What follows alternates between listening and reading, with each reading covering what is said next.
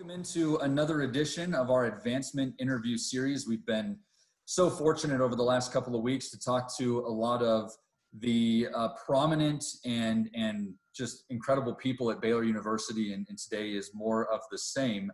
I'm Ryan Boyd, of course, Director of Regional Alumni Engagement at Baylor and in Baylor Advancement, and today I am joined by Jeremy Everett, who is the founder and the Executive Director of the Baylor Collaborative on Hunger and Poverty. Jeremy is also the author of a book. I was just telling him that I now have my copy of the book, I Was Hungry. I'll let him talk about that a little bit, but it's so far I have not completed it, Jeremy, but it's been a great read. But listen, I really appreciate you taking the time. I know how busy you are. Well, I'm glad to be here. Ryan, thanks for highlighting the work of the collaborative and for all you're doing to keep spirits uplifted and help people understand all that Baylor is trying to do to address both our students, our faculty and staff, and also the world during this really unusual time. Yeah, absolutely. Well, the same could be said for you and the work you guys are doing. And that's kind of where I wanted to start is just for the Baylor alumni, parents, families that we work with.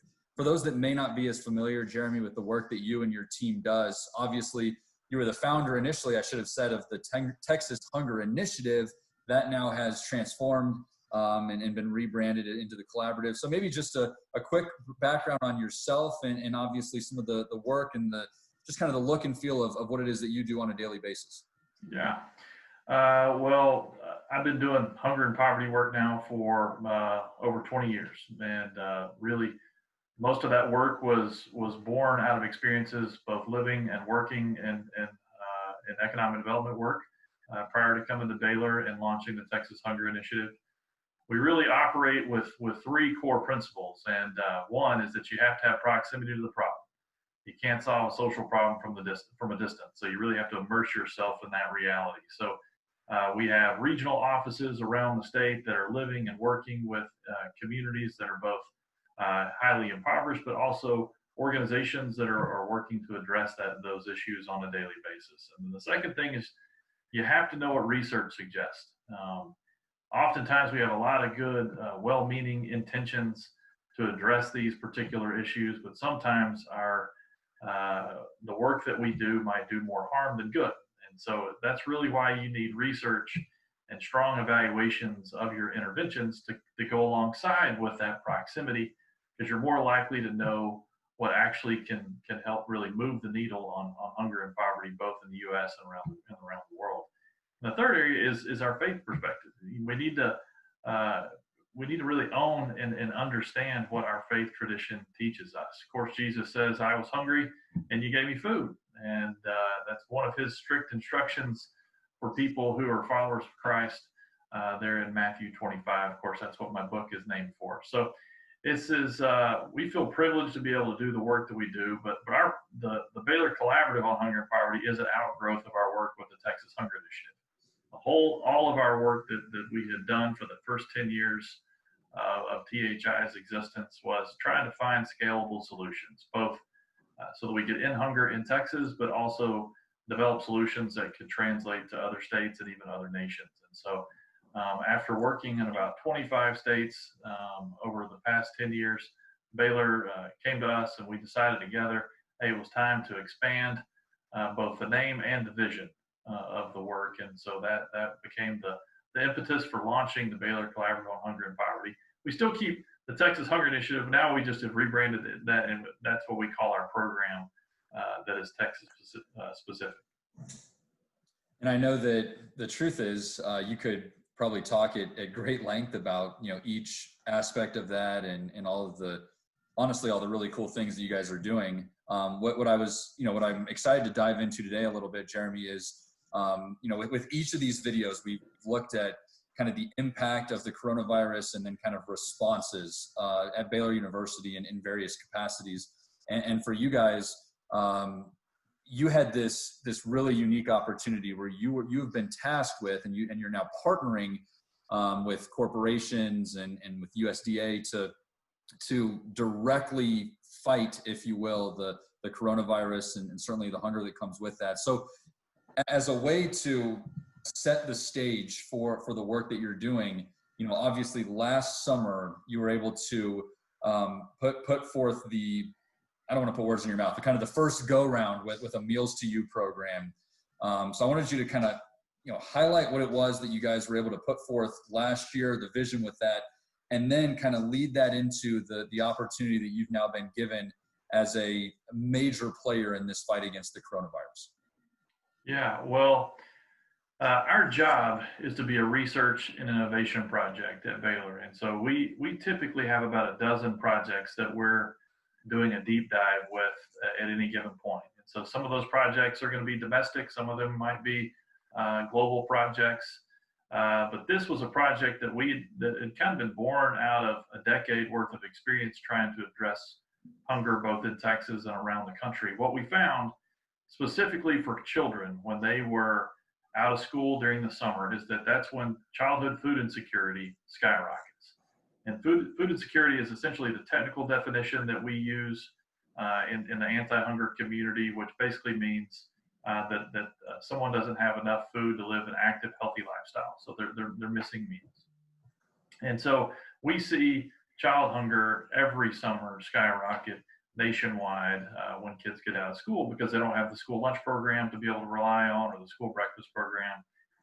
And so we've worked diligently over the past decade to try to create summer meal sites in partnership with USDA and in Texas, the Texas Department of Agriculture, and then school districts and nonprofits around the state. We now have 6,000 summer meal sites in Texas that serve about 12 to 14% of the population of kids that are on the free and reduced lunch program. So still only a fraction of the kids that need meals are getting access to meals, even though we have 6,000 summer meal sites now. So we tested out a couple of different intervention models. We tested out another one called what we call summer EBT. And that's where we put extra resources on WIC cards. The Women's, Infants, and Children's Program, they get these summer electronic benefits cards. And we tested that out in North Austin and El Paso. And that put extra resources on the card.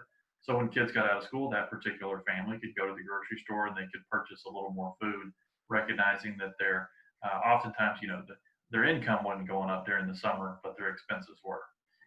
That worked incredibly well, but only in urban areas where people had access to grocery stores. But people in rural Texas and rural America, they didn't have access to summer meal sites because oftentimes a kid might live 45 minutes one direction from a school or a summer meal site. So it's not feasible for their family to bring them daily to come get a sandwich at lunch. Right.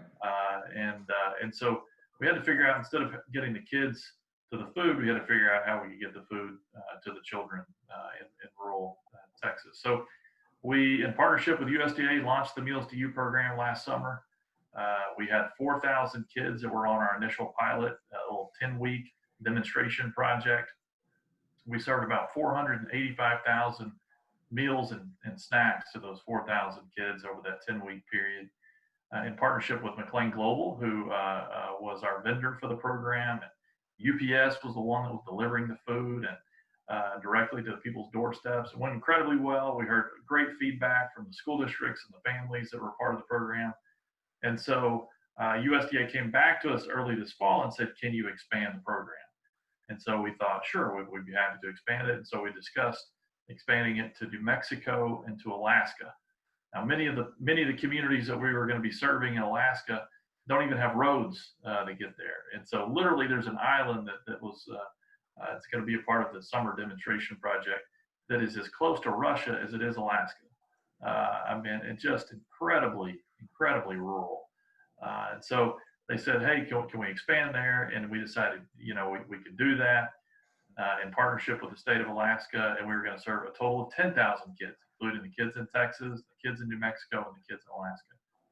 Well, as this year transitioned towards and the pandemic began to really look like it was going to be a full-blown pandemic, USDA came back to us and said, is this something, if schools begin to close, is this something that we could potentially partner with them on? And that really became the impetus that drove the conversation about what we call the Emergency Meals to You program. And it was interesting. About a month ago, you were on Baylor Connections, which is a podcast that does great work for Baylor University. And one of the things you talked about with the Emergency Meals to You program was kind of the scalability, if you will, of a program like this, where, like you said, you were thinking you'd go from the 4,000 plus meals. Yeah. Now you're up to 10,000 students that you're potentially working with this year. Now we're talking about a much larger scale. So I'm just, now fast forward 5 or so weeks after you had that conversation on Baylor Connections. How has that looked? How's that going? Well, I mean, I will say for our team, we have a very devoted, very sharp team, and across the spectrum. So we've got field staff who are working with us on this program. We've got, of course, our administrative team and innovation team that offices here at Baylor that have been front and center. We've got researchers. We have 60 researchers that are part of our Research Fellows program. Half are Baylor faculty, half are faculty at other universities and think tanks and research centers, and it's taken all of us.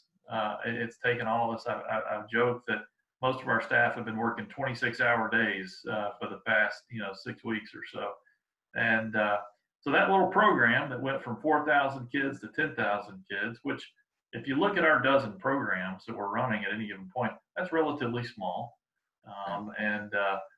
But when USDA came back to us and they said, "Hey, can you expand this program to serve rural kids during the pandemic?" We said, "Sure." And initially they said, "How about 20,000 kids?" We said, "No problem." And but then they came back to us within probably a few hours and said, "How about 100,000 kids?" And then it grew to 115,000 and 135,000 kids. And as of today, we've announced that we're going to be serving 500,000 kids a day, 2 meals a day in 35 states plus Puerto Rico. So I think we've got hundreds and hundreds of school districts that we'll be partnering with over the next several months. We are ready. So the initial goal, once we went live, once we announced that we were going to partner with USDA in an official capacity, they did a big White House press conference about it. It was pretty neat. But they announced that our goal was going to be 1 million meals for essentially 100,000 kids a week. And we assumed that we would grow into that. That would probably take a month for us to grow into. And within the first week, we had more than 100,000 kids in the application process. So we've served 3.5 million kids in less than 3 weeks of service delivery. And that's a testament to a lot of people doing a lot of hard work. Our tech team built the internal capacity for our technical system that was set up to be able to onboard these applications. Was initially set up for 10,000 kids. And so having to scale that up to 100,000 kids. UPS having to, you think about some of the areas where we're sending tens of thousands of packages. That might be they might get more packages through this program in a week than that community might normally get in a year. And so even UPS is having to scale up, in these different regions. McLean Global and PepsiCo's Food for Good program have literally gone to 24-hour shifts, where they've got, or 24-hour cycle where they've got shifts coming in and to be able to meet the demand. So it's been neat to see the public and private sectors working as seamlessly as possible to be able to pull this thing off and to be able to expand it as quickly as the demand has requested. And that's been hard. That's been hard. You don't want any kid to go without food. And so we're grateful that we have a bunch of very bright, very compassionate people working to solve this problem. It's incredible. As you say, the numbers, it's even more overwhelming than what I had seen and heard so far. I mean, that's really amazing. One thing I was going to ask you as well, Jeremy, while I have you, and again, this is Jeremy Everett, who is the founder and executive director of the Baylor Collaborative on Hunger and Poverty. I'm going to pitch your book one more time. I Was Hungry, title of his book. And as I read, again, I'm not through it, but early on reading you had a chapter where you talked about Hurricane Katrina as being a moment where a learning experience really for you. And I thought it was fascinating how you talked about it as a learning experience, but then you also paralleled it with kind of the disaster of hunger, and kind of the complexity of that. So I wanted to ask you if this is kind of a fair way to ask it is, now you're in a pandemic and you're working through a pandemic, the hunger disaster as a part of a pandemic. So what are you learning now, or what are you seeing now that it's kind of fascinating you, given your background? Well, one of the things that I write about during Hurricane Katrina is that the response was as catastrophic as the actual event was in and of itself. We were completely unprepared as a nation to be able to deal with a disaster of that magnitude. Part of the problem was that in those kinds of situations, you've got to have the private sector, the grocery store operators, the bus companies, the helicopter companies, the airplane companies, all working in sync with the nonprofit sector. Faith communities were critical in addressing the need during that particular time. And then local, state, and federal government, the fire department, the police department, all have to be speaking the same language and on the same page and working from the same plan. And no one was. And so the result was people being stranded in New Orleans for weeks. One of the things I write about is that there was I operated a shelter on the south side of San Antonio during much of the response to Katrina once people were evacuated. And a number of the individuals that ended up in my shelter had been stranded on a bridge. And that bridge was something that was just played over and over again on the news cycle. And these individuals had climbed on top of the bridge, had walked through chest deep water to get there, and sat there on the bridge for a week before they could be evacuated. And so helicopters were airdropping water and crackers and a few things just to keep the people alive. But here they were, many of them were elderly.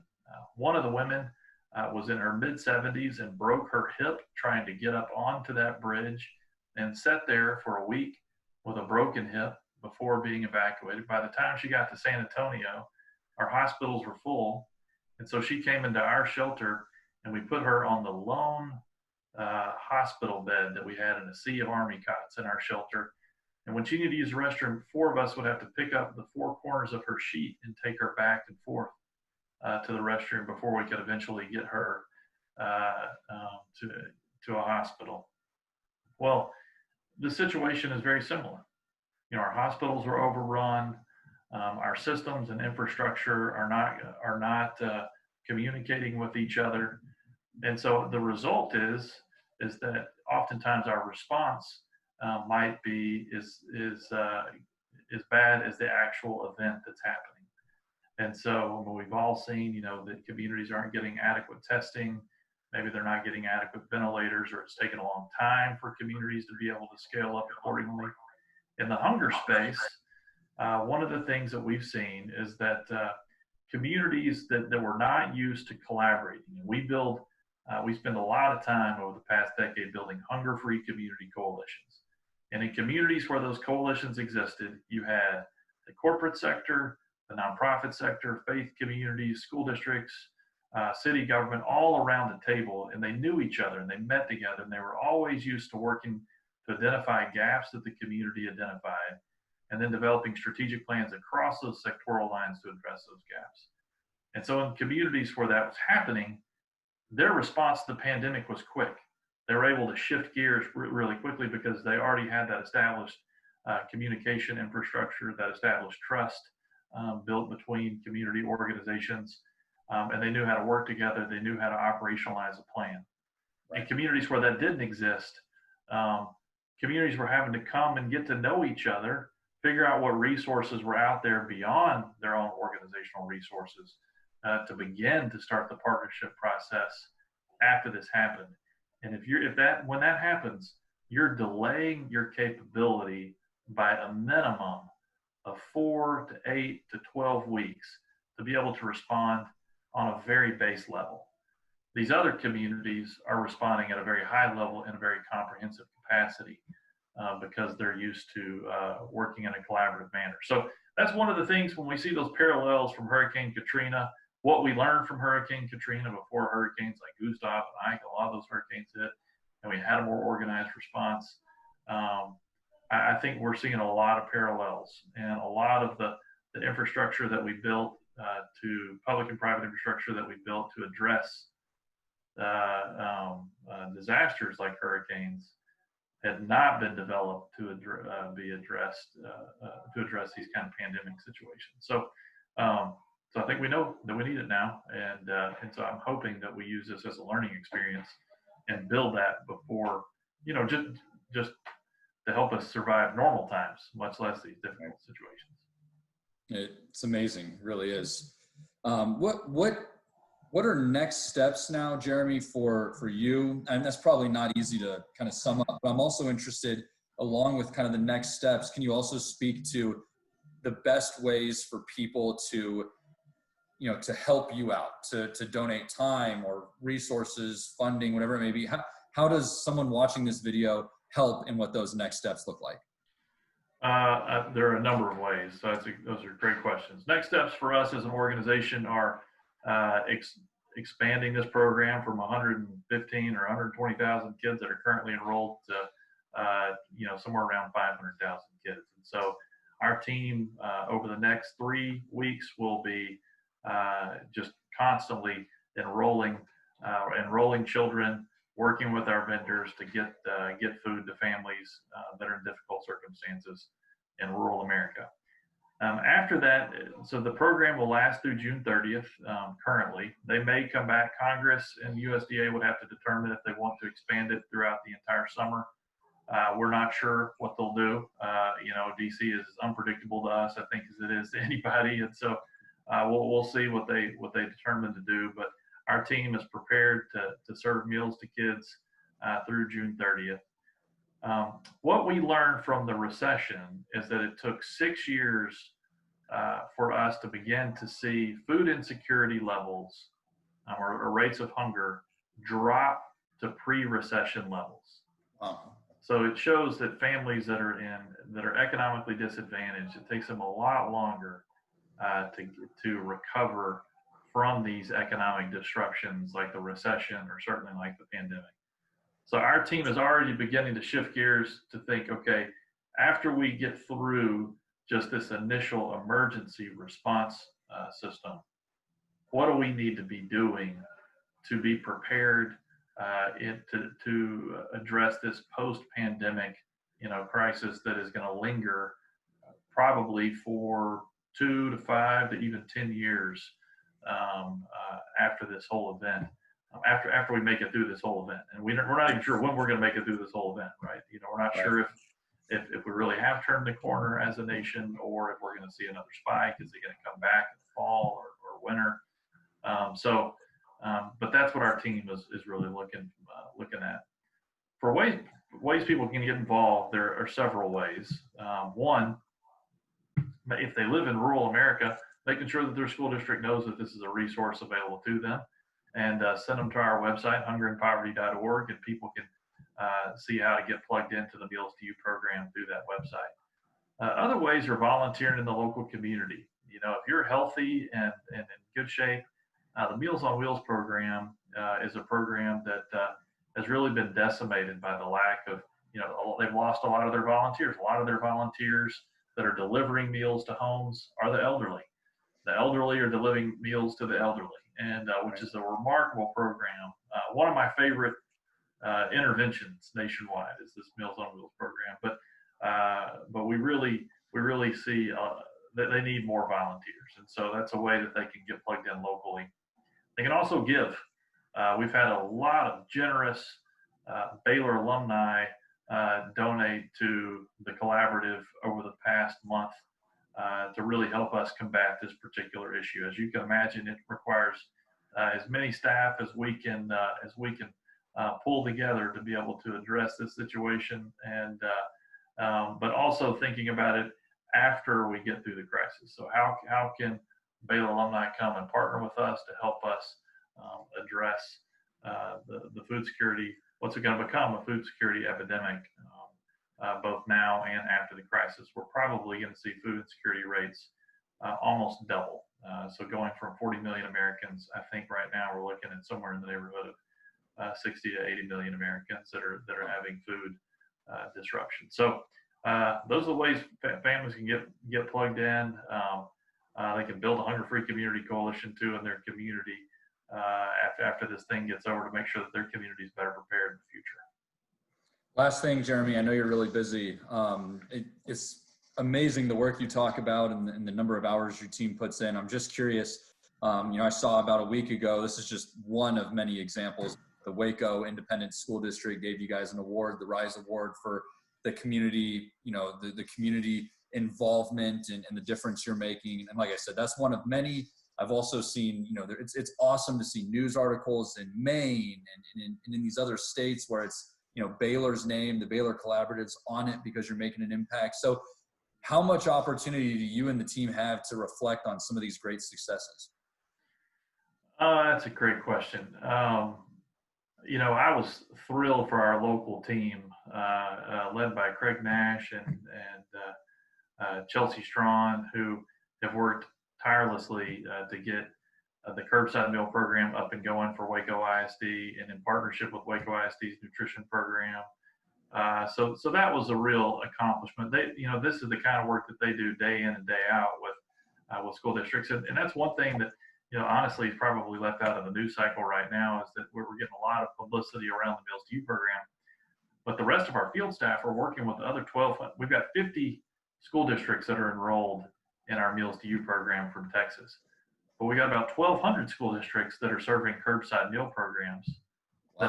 that our field staff are working with in real time, and we've got a website where we're keeping all of the resources for kids in Texas updated, also kind of linked through the hungerandpoverty.org website. But so accolades for our field staff for the work that they do day in, day out is probably one of the proudest moments I think I have